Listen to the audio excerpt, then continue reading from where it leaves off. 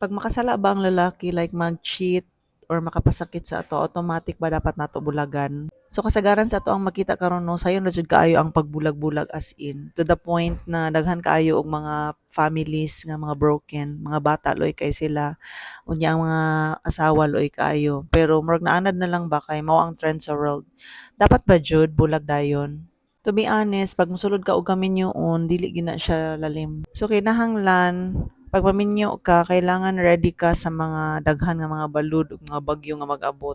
So apil ana ang ato ang clashing sa ato ang attitudes and characters. Kay siyempre nagdako man ta nga lain-lain ang ato environment, lain-lain ang ato ang mga palibot, ang ato ang mga nagpadako sa atoa, ang ato ang mga beliefs, everything. Dili siya pwede magkaparehas pati atong mga opinion and all.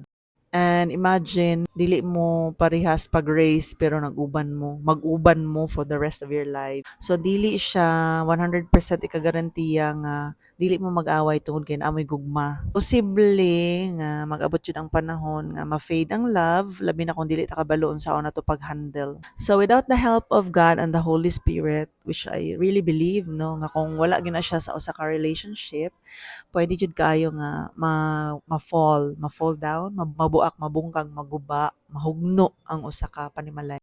When it comes to cheating or mistakes sa ato ang partners, babae man o lalaki, ang truth ana is dili gid siya dapat na bulag dayon ang solusyon. Medyo sakit siyang reality o dili siya kadawat-dawat sa uban, pero ang ingon sa Bible kay, "For what God has joined together, let not man separate." So, bisag kinsa pa na siya nga Poncio Pilato, et cetera, mga bisag unsa pa reason nimo nga, "Ay dili dapat bulag na jud." God hates divorce, so no to divorce and annulment. But it will only happen if, I mean, malikayan na to ang divorce or ang panagbulag, annulment, kung in the first place, wala ta nagpataka og minyo sa atong mga partners.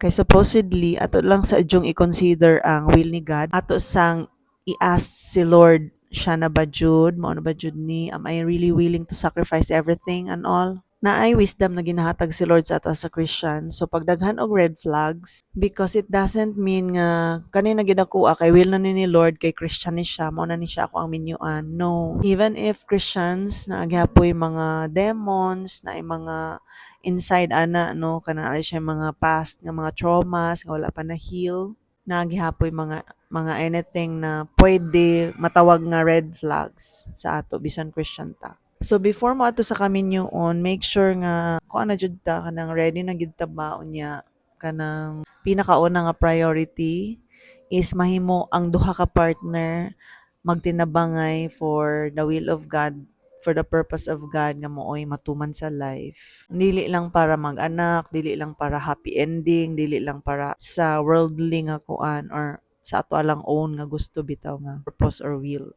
So, if you would like to ask me about it, sa ako ang opinion, dili siya dapat nga magbulag dayon. As long as kabalo ka nga kana siya nga partner is gikan jud siya sa Ginoo and you yourself is a Christian as well, maayo gyud nga i-consider sa nimo ang tubag sa Ginoo no kung siya na ba jud o dili pa. Kung mahimo nga mag-fasting ka, naana siya mga signs ato siyang hisgutan sunod kung siya na ba jud ang gihatag sa Ginoo sa ato or sa imo. For more than 10 years sa among kaminyoon, Christian mi duha, I've been asking the Lord all the time, is it worth it nga magpadayon? Will I continue being here or should I go? Should I ang mga inana ba? But ang tubag ra gyud always sa Ginoo no is magstay, magstay, magstay. So atong i-ask si Lord kung unsa man Lord, divorce na ba ni, annul na ba ni?